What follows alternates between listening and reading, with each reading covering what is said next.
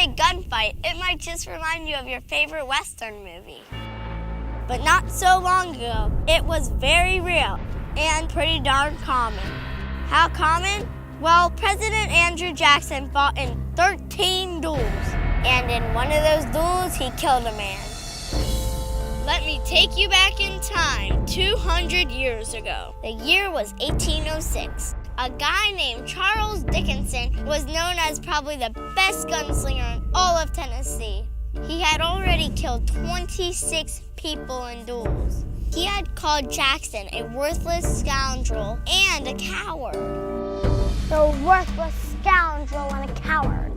Jackson didn't like that too much. And even though he knew just how bad this guy was, he challenged him to a duel. You're going down. See you there, sucker. So what were the rules of gunfighting? It varied a little bit. But in the time period these guys went at it, it went a little something like this. Mr. A says something mean about Mr. B. You're a freak. Mr. B gets mad and challenges Mr. A to a duel. Oh, really? Why challenge you to a duel? Mr. A gets to choose the weapon. I choose pistols. The enemies would load the pistols with one shot each. Then they would stand at a given distance apart that was agreed on. Pace it off. Usually it was about 20 feet. Okay. Then they're told by some other guy that they can fire at their pleasure. Pleasure. If you shoot quickly and miss, according to tradition, because you fired a shot, it's totally within his right to take a full 3 seconds to carefully aim at you and kill you. So you might not want to get carried away and shoot too fast. Now, if both of you shoot and miss, you can call it quits or you can reload and try again. The whole thing is over if someone apologizes or is injured. So the two guys met for the duel and stood just 24 feet apart. That's real close when you're up against the best shot in Tennessee. But Andrew had a plan. Knowing that Dickinson was the fastest gun in Tennessee, Jackson let Dickinson go first. The problem with that is you'll probably be dead before you get to shoot. But he'll probably get the first shot off anyways because he's a bad dude.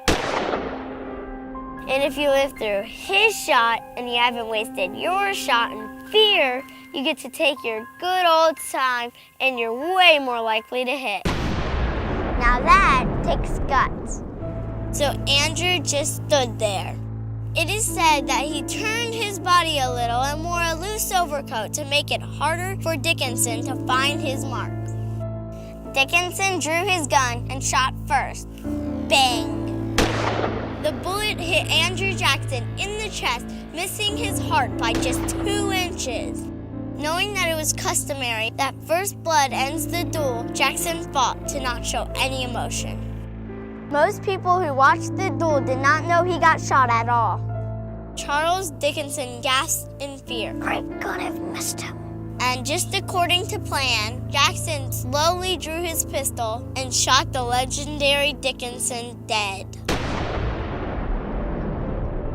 Supposedly, Andrew Jackson later said, "I would have lived long enough to kill him, even if he had shot me through the brain." Well, good old Andrew Jackson, well known to be one of the most ruthless figures in American history, went on to become the 7th President of the United States. That's just a little bit of dueling history. I'm glad we don't do that anymore.